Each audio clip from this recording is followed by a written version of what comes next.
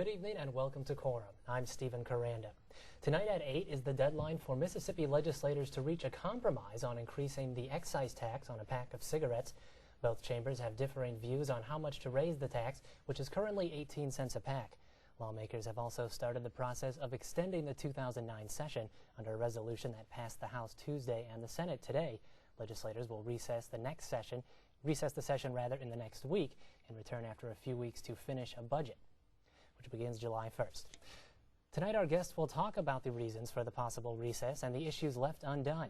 We welcome to the program Senator Joey Filligane, who is chairman of the Judiciary A Committee and vice chairman of the Constitution Committee.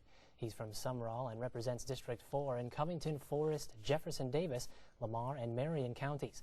Senator Filligane has been serving in the legislature since 2000.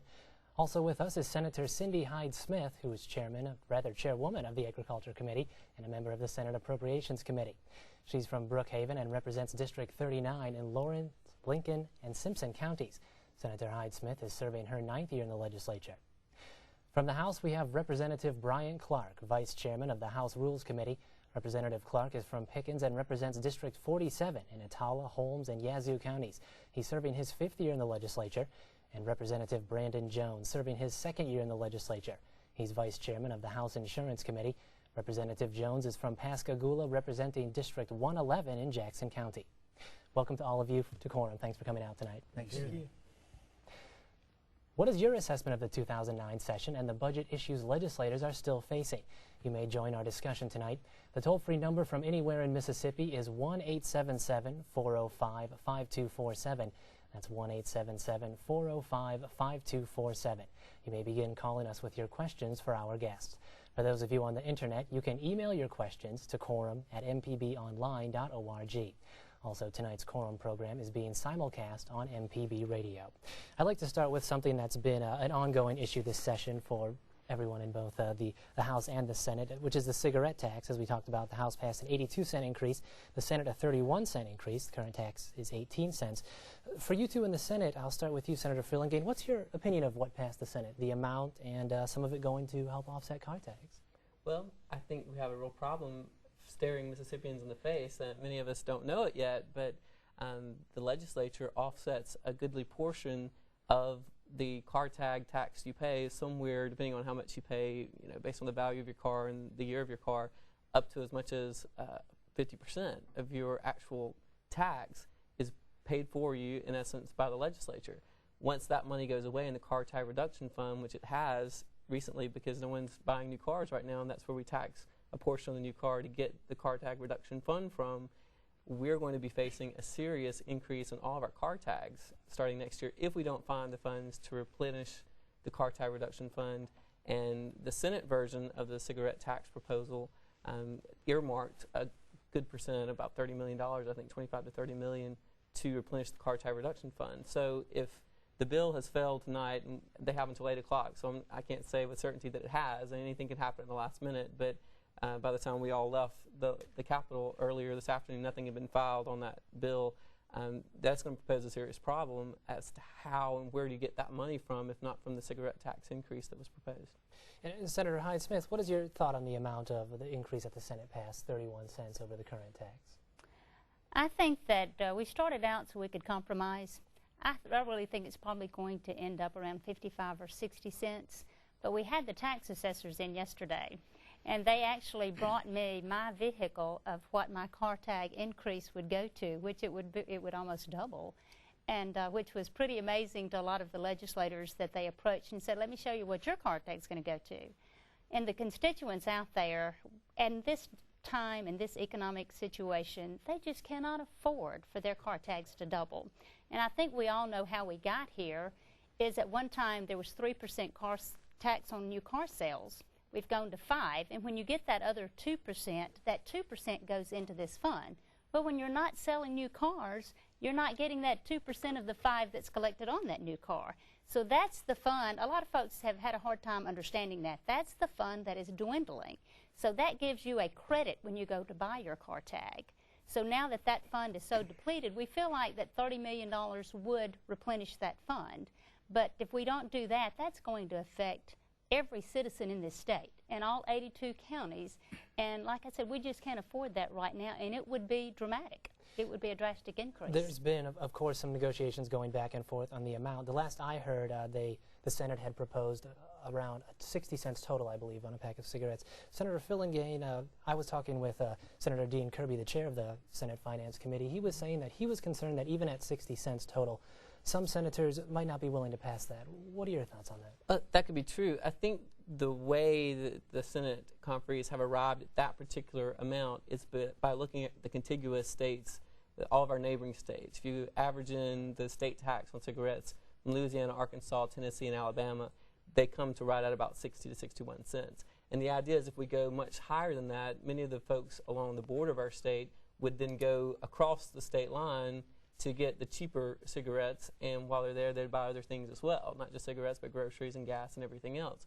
And so there is a point of diminishing return. If you go too high, then you defeat the purpose of finding that revenue stream, because people will go elsewhere, go on the internet, go to Indian reservation shops, things of that nature, where they don't have to pay that tax. So it's a concern. There's also some senators, though, who are just opposed to any tax increase. And some House members as well. That's true.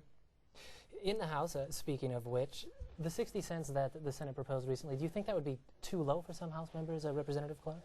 Well, the position of the House for the last couple of years has been $1, but the position of the House has always been to compromise, and I think that the spirit of compromise will come in effect this time. Ultimately, I believe that if the conferees come back with an amount around 75 cents, I think that you would have no problem passing that in the House. What about you, Representative Jones? Would 75 cents be a good amount to you, you think? Well, this has always been a public health issue for me. I think that we need to get this level to an amount that does help drive down the number of young people who begin smoking, and to do what we can to address smoking cessation. We have the second lowest cigarette tax in the country. That's been that way for quite a long time. And I think that we need to do whatever we can to bring that amount up and to try to, you know, curtail the young folks that are turning to cigarettes at an age that really doesn't make any sense. And certainly I believe that that it's not a bad thing for us to tax a product that causes health problems, and cigarettes do that. Let's bring a caller into the conversation. Robert from Vicksburg, go ahead with your question. Yes. My question was, and I think somebody already... Go ahead, Robert. We can hear you. You can hear me? I can. Go ahead with your question. Okay. My question was, one of the senators already covered part of this, was what's going to keep people from going out of state and buying tobacco and other products and bringing them back to Mississippi. What is the loss of income going to do? And the state really depends heavily on this income. What's it going to do, and have y'all done anything to make sure that if there is a dramatic loss, and I'm sure there's going to be a lot of people probably quit over this, but have y'all done anything to make up for the money that may be anticipated on the state losing? Thanks for the call, Robert. You were just talking about this, Senator Filligane. Did they do anything to try to curb this concern? Well, you have two competing interests here. I mean, Representative Jones makes a very good point. Some people's perspective on this issue is to raise it as high as the legislature will pass it, in the hopes that our citizens, both young and old, will quit smoking, and that's a very solid policy position to stake out. On the other hand, you have the revenue argument.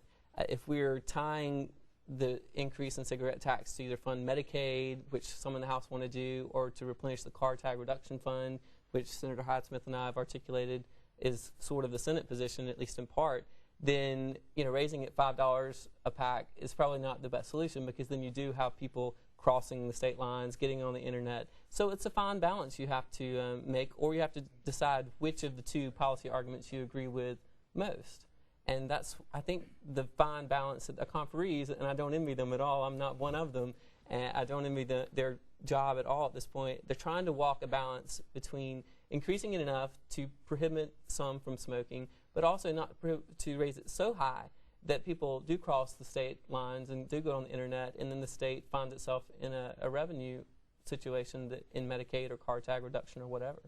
Representative Clark, what have you been hearing from representatives on this issue? Robert, who called, is in Vicksburg, one of the areas that could possibly be affected by this. As Representative Jones said, that the House position has always been a public policy health issue. It's no question that cigarettes cause a lot of illnesses in our community. But one thing that I think we have to think and have to take in consideration is that the youth smokers in this state, that as studies have proven that the higher the cigarette costs, the less likely they are to begin smoking. So I think the House that's our position. We're focusing in on stopping youth smokers, in which most smokers begin to smoke. The second thing is that I've seen a study that say that for every pack of cigarette that's sold in the state of Mississippi, costs the state of Mississippi $10. And when you do those figures and you add up that our Medicaid budget is almost $500 million every year, that in the long run, I think it would put more money back in the coffin of the state of Mississippi when we reduce the number of smokers in this state. It is a fine balancing act, as you and Senator Filligane were both mentioning. Do you think, though, Representative Clark, if they don't reach a decision by tonight, will there be, you think, enough support to bring this back up after a short break? Well, one thing I've learned in my 6 years in the legislature, there's anything is possible. There's a couple of options out there. Senator Filligane and myself were speaking about it earlier. We can do what we call file a dummy report, which basically means that a report can be filed to meet the 8 o'clock deadline, and tomorrow both houses can reject that report to send it back to the conferees. And the exact amount of time that it would buy us is really unclear. I'm not really sure of that, but it would give us a couple more days to sit back down at the table and negotiate.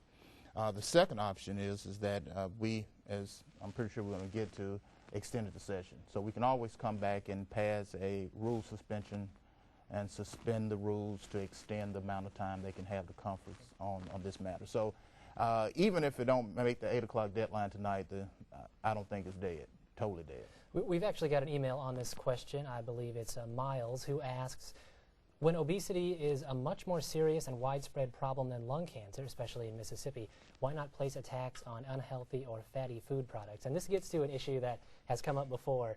Some people are saying, why single out cigarettes? Representative Jones, did you ever think of possibly including other products in this? Well, the House has passed a bill that addresses obesity. It's an obesity bill that would allow folks to undergo these procedures that address their weight problem, so long as they're 100 employees would be under this banner, and they could participate in this program where they could have a procedure that would address their weight, so long as they were willing to commit to a nutritious diet, to allow a dietitian to monitor their progress, and to have a case plan that they were working through the system. And so we certainly acknowledge that in a state where diabetes is on the rise, heart problems are on the rise, and virtually every other major indicator of overall health is on the rise and really causing problems and wreaking all kinds of havoc for our health industry, we have to address this in a holistic approach. Cigarettes is one place that we can look and say we are one of the leaders in the state in per capita usage of cigarettes, and that's a major problem. But certainly obesity is another one of those, and we have tried to address that in our chamber. What about, I think what Miles is getting at here is why include only cigarettes? There were people wanting to tax tobacco as well. Senator Hyde, or rather not tobacco, tax alcohol as well. Senator Hyde-Smith, did you ever think maybe including other things would be something that you would support?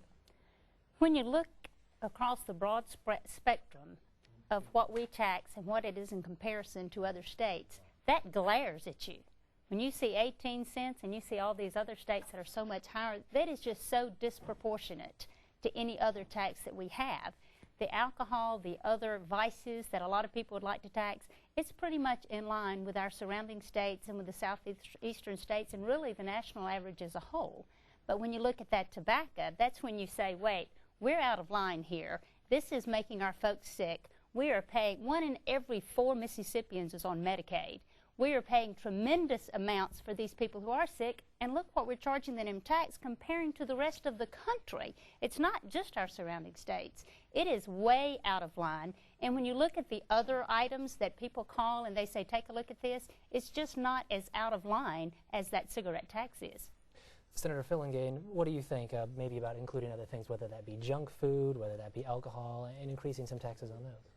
Well, I think anytime we're in session, every member of the legislature has the opportunity to file bills, and I personally am okay with looking at alcohol, looking at gaming, looking at whatever syntax you want to look at. But Senator Hyde-Smith is right. When you look at and compare with the other surrounding states' taxes on those things, ours really is only completely out of whack when you look at tobacco. So that's, I guess, why we started where we did on that. This has been an issue that's been, of course, ongoing the entire session. And another issue that's had a little bit of action here in the last few days is the eminent domain issue. Both chambers passed a bill that would restrict taking private lands for use in a private development project, and Governor Barbour vetoed that legislation. But House members voted to override that veto. Representative Jones, how did you decide what you would do on this issue, how you would vote on trying to override a veto?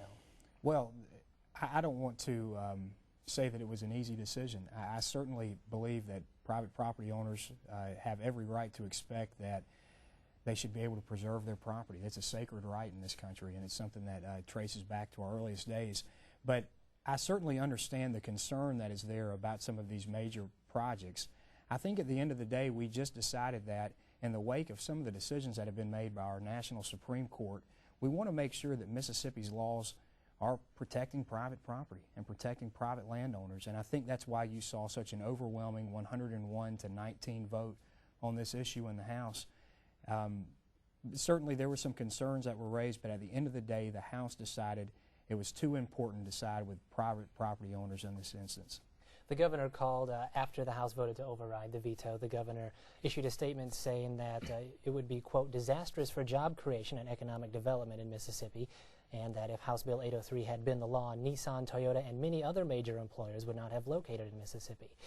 Representative Clark, what do you think of the governor's assessment? I disagree with the governor on that. And the reason being is that in the state of Mississippi, we have over 66,000 acres of commercial and industrial land that's available in empty industrial parks all over the state. And any industry that's planning on coming to the state of Mississippi, I'm convinced that they'll be able to find a nice home somewhere in this state in one of the 82 counties. But I agree with Representative Jones is that I think yesterday the House of Representatives made a strong statement. We told the people of the state of Mississippi that we believe in property rights, that property rights in the state of Mississippi is sacred, and we don't want the government taking your property to give it to Walmart or giving it to Home Depot because they want to build a supercenter. This is an issue that had a lot of bipartisan support in not only the House but also in the Senate, and this is something that, if I'm correct, came through your committee, Senator Filligane. What was the support like then, and do you think it'll have the same kind of support now? Are you talking about in committee or in the Senate as a whole? In the committee and in the Senate as a whole. It's overwhelming in both. Not to say there aren't some dissenters. There are those who take a very solid position that economic development is too important to fool around with, and therefore they're not going to support our tightening of the eminent domain laws. But Senator Hyde-Smith has been a leader in this issue in the Senate, and she continues to be, and she and I are both in favor of overriding the governor's veto. We are disappointed that he vetoed the bill. It's nothing personal. We like the governor. He is our governor, and I support him probably 95% of the time. But even among family, sometimes you have disagreements. I mean, you can look at the way my dad voted on that particular issue. Literally, within our family, there are disagreements. But I can tell you that we do feel very strongly that private property owner rights are paramount. And if we thought in the least, I'm speaking for myself, that this would do damage to economic development in our state, I would have serious problems with this bill. I simply, like Representative Clark, respectfully disagree with the governor's assessment. If you look at Alabama, who's our neighbor to the east, and Texas, they have extremely tight eminent domain laws, much tighter than our own, and they are known nationwide as two of the most business-friendly states. They've landed Kia plants, Mercedes plants, BMW plants, Toyota plants, with their very strict eminent domain law. So yes, it may cost the corporations a little bit more when they have to pay the property owner a reasonable price for their land, but it certainly doesn't stymie economic development. It just may change the way you go about doing your economic development, but I have every confidence and faith that our MDA, under Governor Barbour's leadership, will be able to still continue to bring good jobs to to Mississippi. And Senator Hyde-Smith, what were your thoughts when this bill was coming through the Senate? Are you in support of it, and do you think you're going to vote for it again if it comes up? Absolutely. There's no doubt. And with the governor's veto message and the statement that you read on economic development, I've done some research on that. The state of Texas has a very strong eminent domain law. They are wanting to change their constitution as well in a constitutional amendment to make it stronger. Governor Perry, on January the 22nd of this year, he urged lawmakers and legislators in Texas to change their constitution because it wasn't strong enough. The Chief Executive magazine, they ranked Texas in the top one, the first in the United States for the Business Award 4 years in a row. They've got over half of the economic projects in this country last year. And I know you can say, well, Texas is a big state, it has a lot of land, but to look at how strict their eminent domain laws are and that they do not allow to give private land for private purposes for economic development in the state of Texas, from December of 07 to December of 08, they created 97,000 new jobs in the state of Texas. Alabama is the same way. We patterned our law last year. The House bill was actually language that we found in the Alabama law. Alabama has also been in the top 10 of the economic development states in this country, the top 10. Tennessee, the same way. Tennessee has just been recognized for their development authority, their Chamber of Commerce of that state, for landing major products. And when you look at our current eminent domain laws and how they're ranked, we're way at the bottom, way at the bottom. We got an F in all of the rankings in our eminent domain laws currently as they stand. We also ranked way down, not near the top 10 as Alabama was in economic development. So that just doesn't hold water with me. If this does come to the Senate, will it go through your committee again? How might that work? And is there a chance it could be blocked in committee? I don't think it'll go to committee. I believe the procedure, and we'll take it up tomorrow, is that we'll read the veto message from the governor, we'll read the message from the House, and then a debate will ensue on the floor tomorrow morning if everything goes as is expected to. We've got another caller, Jody from Ecru. Go ahead with your question. Are tax incentives and other incentives not adequate enough to draw economic development into the state as compared to limiting, or as compared to not having a strong eminent domain bill? Thanks for the call. The question is, how do you really balance tax incentives and an eminent domain issue like this? Representative Clark, do you think that tax incentives alone and eminent domain are enough in either direction to sway this? I don't. I don't think it's one silver bullet out there that's a fix-all as far as attracting industries. I think a lot of things go into it. I think tax incentives are some things that you have to do because other states are doing it. I personally don't think that the eminent domain issue will play a major role in whether industry chooses to come to the state or not. As I said before, is that we have thousands of acres of land here that counties and municipalities and the state already own. As the senator said, is that other states with more restrictive eminent domain laws are prospering and companies are coming in every day. So I don't think it's a major role in economic development. We've got an email here from James who says, we were talking a minute ago about cigarettes, and he asks, why couldn't we have a lottery to raise extra revenue in the state? Don't say it's because it would prey on the poorest citizens in the state, because all the studies say that the smokers are among the poorest citizens. This is another issue of something that could possibly come up. Is for you two in the Senate, is a lottery something that senators often consider, Senator Filligane? Well, certainly there are bills filed each and every year that have the lottery language in it. I think it doesn't have any support, obviously not any overwhelming support, or we would have seen the bill either come out of the House or the Senate, and we haven't in some number of years. And I really think the history of that is the state was looking at both the lottery and the casinos back when casinos were approved in the state, and was sort of a trade-off. Those that were opposed to both finally said, okay, we'll do one or the other. We're not going to do both. And, of course, as we know, the state went the route of the casino gaming. And so, you know, not to say that that attitude won't change as time goes on, but right now I sense no overriding support for a lottery in our state. Representative Jones, you're from the coast where there is some significant gaming industries. Do you think this is something that could possibly get support in the House? Well, I happen to come from one of the 3 coastal counties that has voted time and time again against the expansion of gaming. I don't want to do anything that's going to hurt an industry that's pouring millions of dollars into our state, but I have no interest, and from what I can read of my constituents and folks really across the state, there's no real groundswell to expand gaming in this state. And so I would be opposed to it personally, and my sense is that many members of our chamber would be as well. We've got a caller touching on the lottery issue, I believe. David from Meridian, go ahead with your question. Hello. Y'all just answered my question just then, but I would like to know, has there been any talk about having any toll roads put in Mississippi where you'll have to go a long distance and pay your toll? Has anything been talked about that? And also, do you forever foresee the lottery coming up again, or is it completely a dead issue for the future? Thank you, and I'll hang up.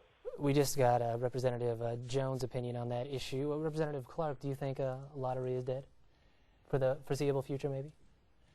Lottery is dead for the foreseeable future. Number one, it's a controversial issue.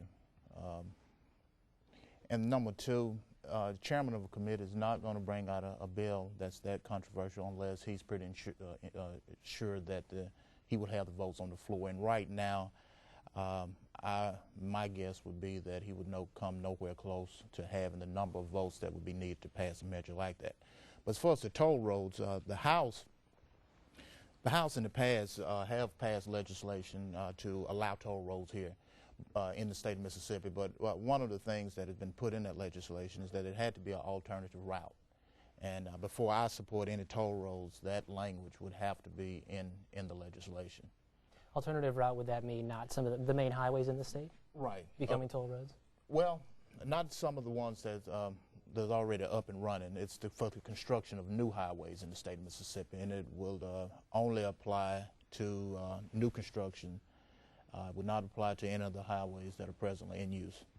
We've got actually, I believe, an out-of-state caller. I think that would be the first one of this program for this year. John from Arkansas, go ahead with your question.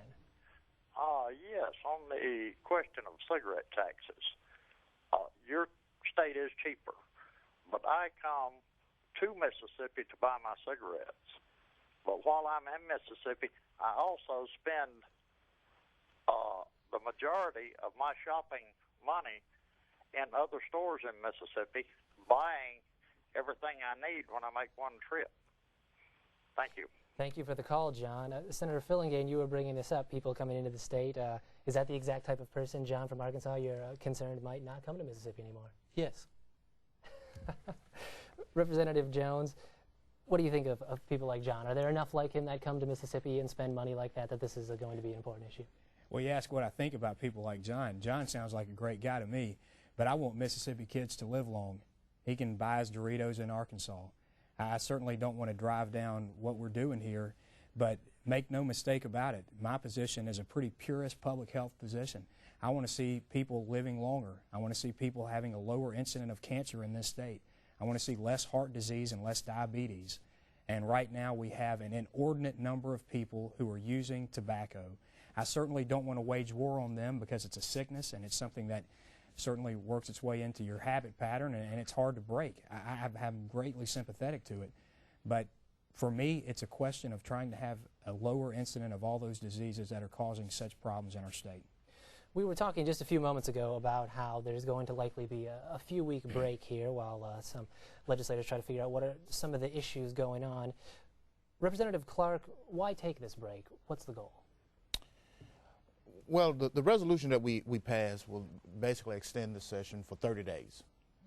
And the school of thought behind that is that the new fiscal year starts July 1st.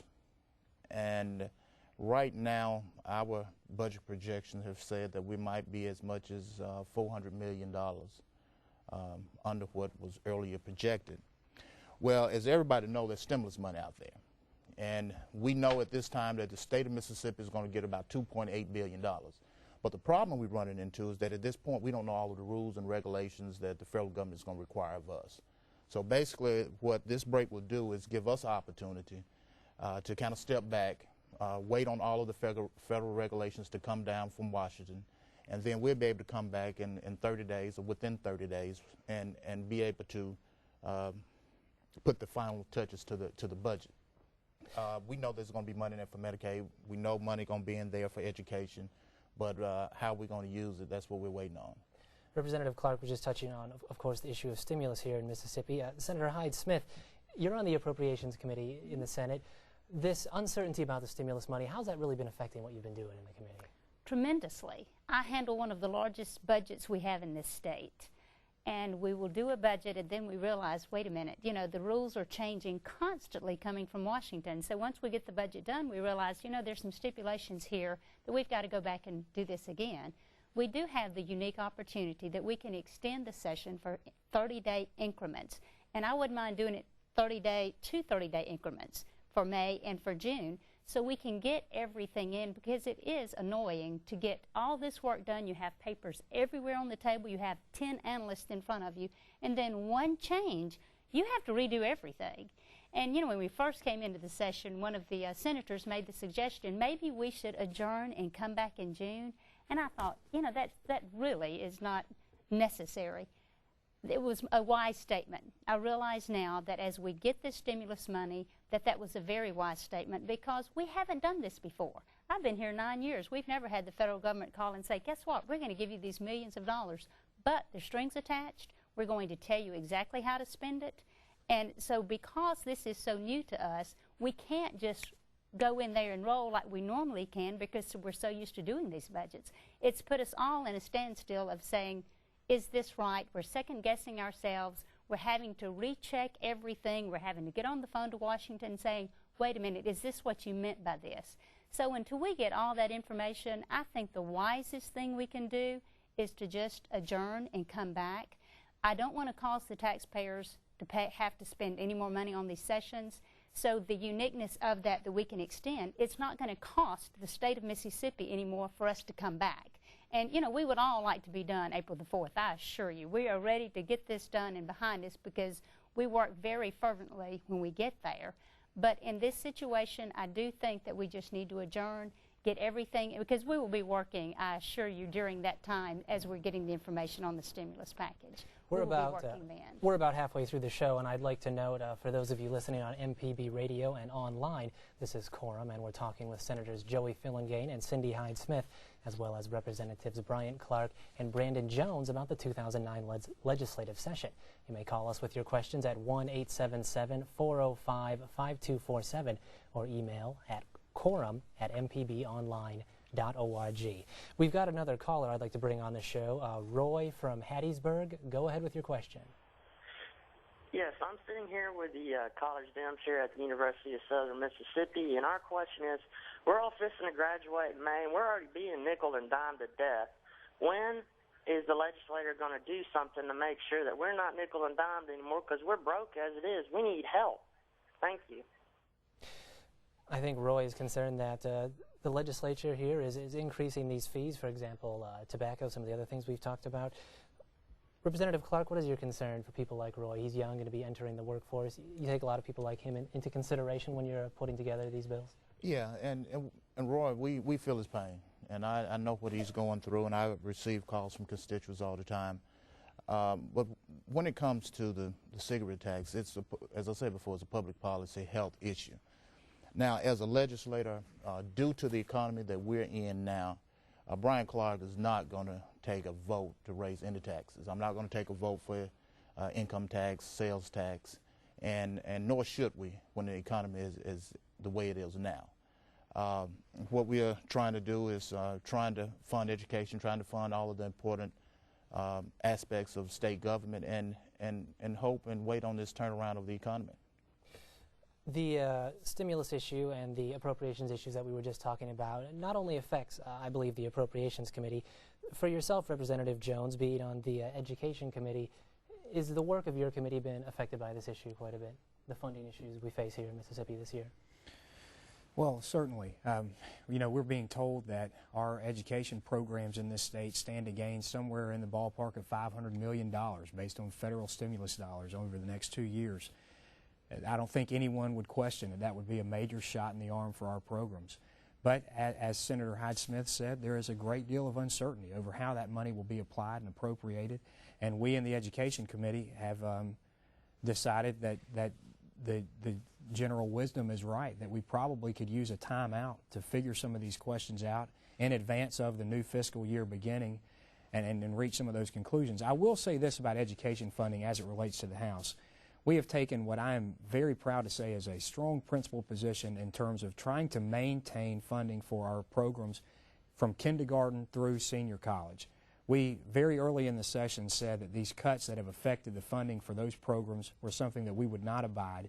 And so the House, by overwhelming majority, said, let's find money in the budget somehow, some way, to make sure that we are not mortgaging our children's future and allowing for this downturn in the economy to make us scared and to not put money where it ought to be, which is in our education programs. I'm very proud of the House for that.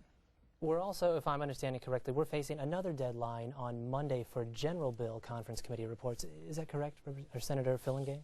Yes, and in fact, some of the revenue bills, if they have revenue in it, had to be filed by 8 o'clock tonight. So there are a series of deadlines in the legislature, but they're all coming very quickly. And as Representative Clark and Jones have alluded to, and Senator Hyde-Smith, with this extension, we're really not extending the time to take up general bills. It only relates to appropriations bills, and that just because of the stimulus package money uncertainty that we're facing.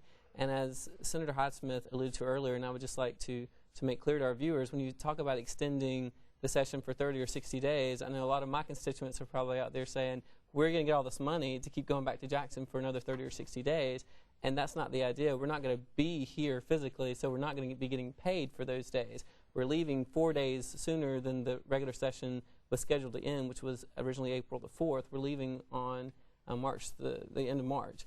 And so if we can come back after 30 or 60 days and wrap up all of our business within the 4 days, we haven't cost the taxpayers any money because we left 4 days early, and then we can come back later, do 4 more days, and still have the same costs.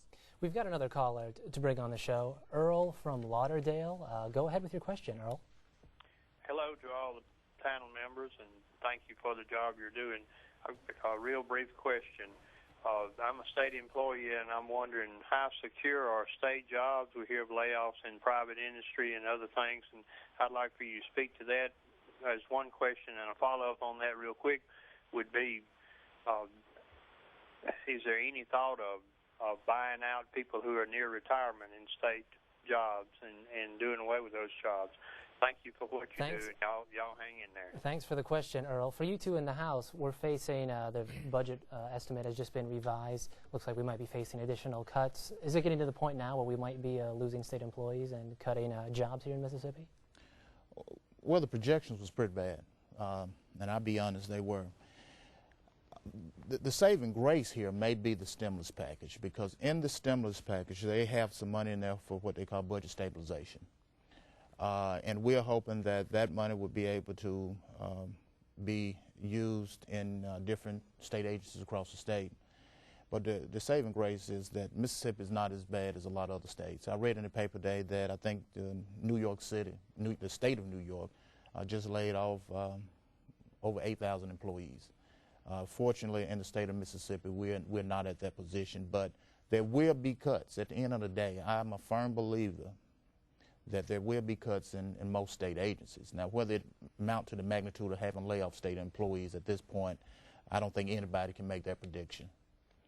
Go ahead, Representative Jones. I would simply say I will be among those fighting desperately to keep people like Earl on the payroll. Our state employees do a magnificent job. When you look at the budgets that our state agencies are working with over and against the budgets of other states, it is unbelievable the yeoman work that we ask our Mississippi state employees to do. I know that there are people who are desperate and who are disappointed with some of the level of service that they are being provided by our state, but that is more times than not a state employee problem. These folks are out there in the trenches every day trying to do really more than anybody should ever have to do in a simple 40-hour-a-week job. And so I will be among those that is joining Earl and trying to keep him on the payroll, because they're doing a tremendous job for us. We're getting a lot of bang for the buck out of our state employees. Senator Hyde-Smith, being on the Appropriations Committee, I mean, you work with a lot of state agencies and their budgets. Do you think the situation might be getting to the point where we might have to cut some employees statewide like Earl? I think that the entire state is in an economic crisis right now. There is no doubt there could be some cuts there. I hope there's not. the stimulus package that's coming down is going to be so beneficial to us in that area, but we're all in this crisis, and state employees are not immune to it. And you know, I could foresee that there would be some there. I hope that's not the case, because like the representative said, we do have some good state employees, but I don't think the situation we're in right now, no one is going to be immune to not cutting back, and that includes the state of Mississippi. We've got another caller here from Hattiesburg. Al from Hattiesburg, go ahead with your question. Yes, I thank you for accepting my call, and I really appreciate your format on, you know, sharing information on what's going on in our state.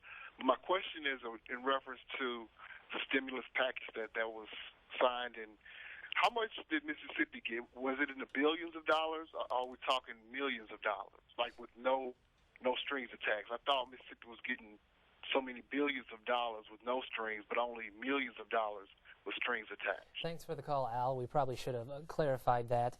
We're looking at here in Mississippi between, I believe, $2.5 and $2.8 billion. Does that sound right, Senator Hyde-Smith? Yes, that's very close to that. And like I said, there's still a lot of unknowns about that, the ones that have strings and the ones that don't have strings. And touching on the strings issue, as all four of you know, and many of the listeners probably know, Governor Haley Barbour said earlier this session he won't accept around $50 million of the stimulus money to be used for unemployment. He argued it could require Mississippi to change state law, and that could possibly require employers to have to raise their taxes eventually. For you members in the House, you passed a resolution to bypass Governor Barbour and accept the funding. For you two, why did you decide to do that? Representative Jones? Well, what we were having in the state of Mississippi was not a debate on the merits. That took place in Congress. The truth is, once this stimulus package passed, money is on the way to the states. So the only position that we have is to decide whether to accept that money or to reject that money. I don't think a state as poor as ours is in any position to be writing out large million-dollar checks to states like California and Massachusetts and states that have a lot more robust economy than we do. The truth is, if we reject this money, the money does not go back into national coffers. It does not go back into taxpayers' wallets. It goes to other states. And a state like ours simply can't afford to make that decision. In the Little Rock newspaper this week, we learned that the Attorney General has given an opinion to their governor that, in fact, if you do accept unemployment benefits on behalf of part-time workers through the stimulus money, that you can change your law back to as it was before the stimulus money arrived, and there's no harm, no foul. For us not to take advantage of every penny in this state for the citizens of this state, I think is a gross miscarriage of justice. I think our folks need it. As you've heard from our callers, we're desperate, and frankly, it's a no-brainer. Representative Clark, the governor, as I said, has argued that this could cause unemployment insurance rates to increase on employers. What are your thoughts on that? You think that could be a problem here? I don't. As Representative Jones said, is that it's nothing in the federal legislation that will prevent us from sunsetting the legislation, which basically means that when there's no more federal money, there's no more benefits. Now, one thing we have to think is the state of Mississippi, in the past 12 months, we've lost 30,000 jobs. In some counties, the unemployment rate is almost high as 20%. So this is a lot of money that's not just going into the pockets of these unemployed employees, but will be going back into the economy of the state of Mississippi. And I've heard that for every dollar that's spent in the economy, it's going to generate $4, turn over 4 times. So, and the third thing you have to think about is that the money, the $50 million that we'll be receiving will be enough to fund this program for at least 3 years, maybe 4. So we will have this money for the next 3 years, and hopefully by the time we come out of this recession, that at that point, that's when the money be leaving. But again, at that point, we can put in the legislation to automatically roll back, or we can take a vote as the legislature to get rid of it. I should clarify that the federal law says if a governor doesn't accept the money, I believe both chambers of the state legislature can pass a resolution to accept the funding. But the resolution that passed the House, I believe, died in committee in the Senate. Senator Filligane, what are your thoughts on accepting this money? What are you hoping would happen with that resolution? Well, I think the governor's absolutely right on this particular issue. The state is looking at not taking around $50 million, which is pennies on the dollar compared to the $2.5 to $2.8 billion we're talking about. So just put that in perspective, number one, we're all in agreement we're going to take 99 point something % of this money. But the idea, and I served in the House for 7 years, love the House members, been there, they're family members of mine. But the idea that you would change your laws to start paying for part-time folks, and then when the money runs out, 2 years, 3 years, however long that would be, that the House would go along with revoking those rights, or revoking those privileges, is laughable. You'll never get, in the current composition of the House, any unemployment benefits changed, taking those away or lowering them. They would only go up in the House. And I love those guys and ladies over there, but I know them well.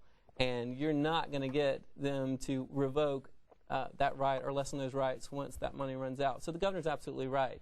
If in the long run it's going to cost us $2 or $3 for every dollar we receive now, on the hope or the supposition that we'll just change the laws back the way they were, put the genie back in the bottle, that's hilarious. And that just would not happen, and the governor's absolutely right on that count.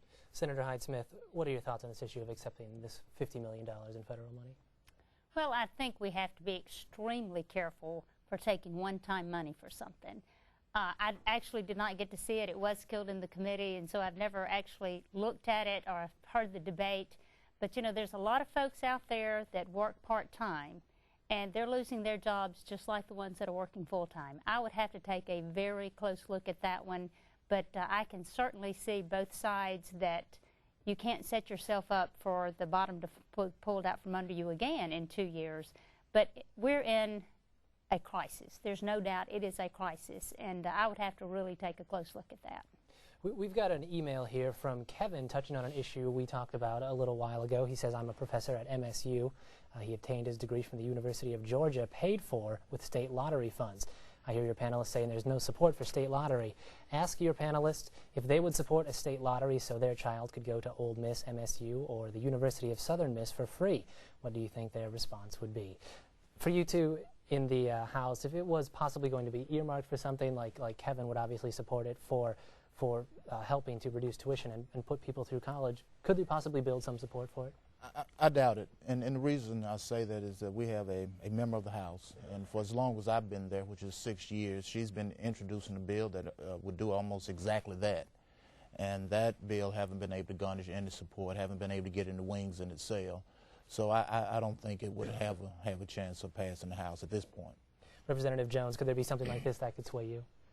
Well, I lived in Georgia and went to law school in Georgia, and I remember when Governor Zell Miller helped to introduce the HOPE program and the program that the gentleman is referring to.